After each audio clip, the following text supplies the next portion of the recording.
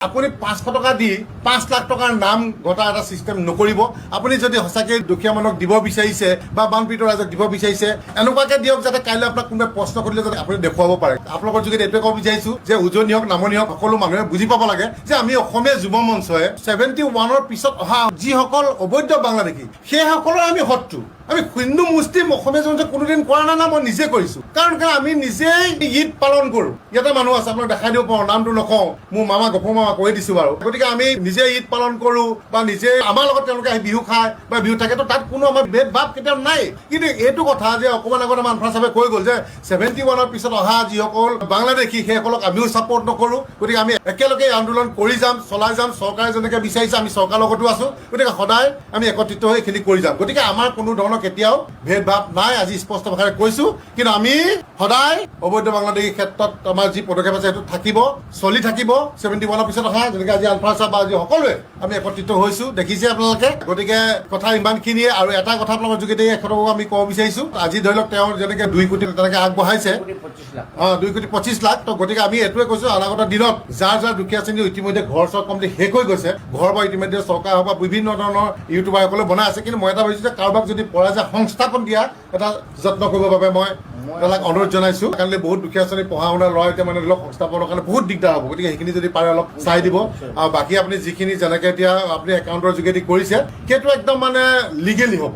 তাত মানে কি আপোনাক আৰু এটা ধৰণৰ আছে, এওঁ মোক বাৰে বাৰে কৈছে যে কেতিয়া তুমি মিডিয়া নামাতিবা, মোক হাইলাইট নালাগে, মই অন্তৰাত্মা সহায় কৰিবলৈ আহিছো, গতিকে মই সহায় কৰিম। কিন্তু মইহে আজি মিডিয়াসকলক মাতি আছো বোলো দাদা নহয়, আপুনি যে দিছে অন্ততঃ ৰাইজেতো গম পাব লাগিব। 2,25,00,000 টকা এটা দিছে যে গম পাব লাগিব। কাৰণ কিছুমানেতো এনেই ধৰি লওক 20 লাখ আমুক দিছো, 5 লাখ আমুক দিছো, 500 টকা এটা দি পেলাই কাৰোবাক ভৰিত চুৱাই পেলাই ইমানে বা TRP লৈ আছে বা TRP ল'বলৈ আহিছে। গতিকে এইজন ব্যক্তিৰ নিচিনা হ'ব লাগে যিনেকি TRP নিবিচাৰি সঁচা অন্তৰাত্মা বা সহায় কৰিবলৈ আহিছে। গতিকে এখেতক লৈ মই নিজে এটা ক্লেপ কৰিছো আৰু দোৱা কৰিছো, ভগৱানৰ ওচৰত প্ৰাৰ্থনা জনাইছো যে আপুনি আপোনাৰ দীৰ্ঘায়ু হওক। মোৰ বাসগৃহতো তেওঁ টীম আহিছে, তেওঁ আহিছে বা আজি তেওঁ কাৰ্যালয়ত আজি উপস্থিত আছে। গতিকে পোনপ্ৰথমতে তেখেতক ধন্যবাদ জনাইছো। আৰু এটা কথা সঁচা অৰ্থত ক'ব লাগিব যে তেখেতে অন্তৰ আত্মাৰ পৰা বানপীড়িত লোকসকলৰ কাৰণে সুদূৰ ডুবাইৰ পৰা আহি পাইছেহি। আৰু তাৰ আগতেই ইতিমধ্যে তেখেতৰ টীম ইয়াতে ঘূৰি আছে।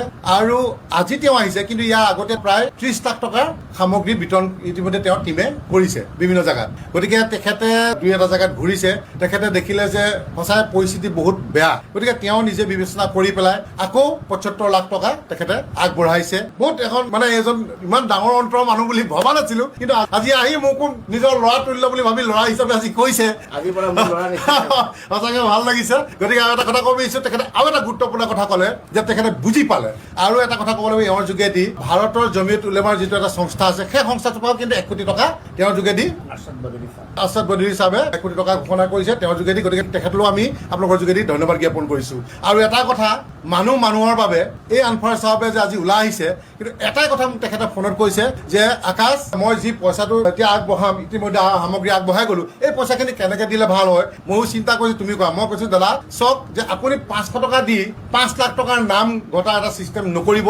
আপুনি যদি সঁচাকৈ দুখীয়া মানুহক দিব বিচাৰিছে বা বানপীড়িত ৰাইজক দিব বিচাৰিছে এনেকুৱাকে দিয়ক যাতে কাইলৈ আপোনাক কোনোবাই প্ৰশ্ন কৰিলে যাতে আপুনি দেখুৱাব পাৰে। গতিকে তেওঁ মোক উদযাচিয়ে ক'লে যে নাই, মই প্ৰত্যেকৰ একাউণ্টে পইচাটো দিম। যাৰ বেছি ডেমেজ হৈছে 10,000, যাৰ কম হৈছে 7,000, কাৰোবাক 5,000। গতিকে মই একাউণ্টৰ যোগেদি দিম নেকি, ভৱিষ্যতে যদি মোক কোনোবাই প্ৰশ্ন কৰে মই বেয়া পাবলগীয়াও নাই। মই দেখাব দিব পাৰিম যে চাওক, মই সঁচা অৰ্থত মই সহায় কৰিছো বা দিছো। গতিকে সেইটো এটা মানে অন্তৰ চুই গ'ল মোৰ কথাত। আৰু অন্তৰ চুই মই ক'লো যে ঠিক আছে তেতিয়া দাদা আপুনি আহক, মোৰ ঘৰত আহক, মোৰ কাৰ্যালয়, আমাৰ কাৰ্যালয়ত আহক, আমি আপোনাক সাক্ষাৎকাৰ কৰিম। আৰু তেখেতে টীমেও কৈছিলে যে আমি আপোনাৰ হাততে পইচা 5-10 লাখ টকা কিবা আগবঢ়াম নেকি। তেতিয়া মই লগালগ কৈছো যে কোনো ধৰণৰ পইচা আজিলৈকে এটকাও পইচা নাই, স্কেনাৰ নাই, কিবা ক'ৰবাৰ কাৰোবাৰ লোৱাও নাই। কিছুমানে ক'লে লৈছে, তেওঁলোকে তেনেকে সহযোগিতাও কৰি আছে।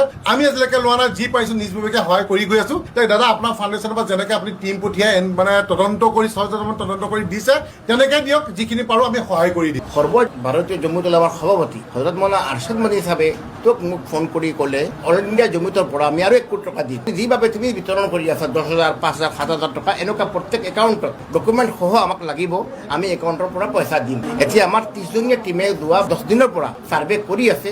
এতিয়ালৈকে আমি 1200খন লিষ্ট পালোঁ তেওঁকো একো দায়িত্ব দিছোঁ এনেকুৱা প্ৰত্যেক সংগঠনত দিছোঁ আমি নিজাববীয়াভাৱে কৰি আছোঁ আৰু এটা কথা যি মানুহৰ প্ৰাপ্য তাৰ নিজৰ একাউণ্টত যাব পইচাখিনি 10,000 টকা হওক 5,000 টকা 7,000 টকা টোটেল আমি 2,25,00,000 1,25,00,000 ইয়াৰ ফাউণ্ডেশ্যনৰ পৰা যাব 1 কোটি টকা সভাপতি মহোদয় আৰ্চাদ হিচাপত অল ইণ্ডিয়া জমিয়তৰ একাউণ্টৰ পৰা ইয়াত আহিব অসমত এই উজনি অসমৰ যিটো অৱস্থা মই দেখি পেলাই বহুত বেছি মৰ্মাহত মই নহয় গোটেই ভাৰতত নহয় অল ইণ্ডিয়া নহয় গোটেই ৱৰ্ল্ডৰ মানুহে অসমখন চাই আছে এনেকুৱা অৱস্থা মই মোৰ সৰুৰ পৰা আজিলৈকে দেখা নাই মই কিমান লাখ লাখ ঘৰ মানুহ এফেক্ট হ'ল কিমান মানুহ মৰিলে কালি মই এটা ল'ৰা আহিল 7 বছৰীয়া ল'ৰা ইমান দুখ লাগিল মই চকুৰ পানী এনেই ওলাই গ'ল মোৰ দেউতা নাই 8 দিন আগতে মোক কথা মই 50,000 টকা এটা দিছোঁ ডাঙৰ ইছ্যু নহয় মই ক'ম এটা কথা যিসকল মানুহ এফেক্ট হ'ল আৰু যিসকল এটিম ল'ৰা ছোৱালী মা দেউতা নাই মাউৰা বুলি কয় মাউৰা সেইসকল মানুহক ফ্লাড হওক নহওক আপোনালোকে সহায় কৰিব কাৰণ এটা দেউতা ঢুকোৱাৰ পিছত ল'ৰাবিলাক কি যে হয় এই ঘৰৰ মেইন গাৰ্জেন নাথাকিলে অৱস্থা বেয়া হয়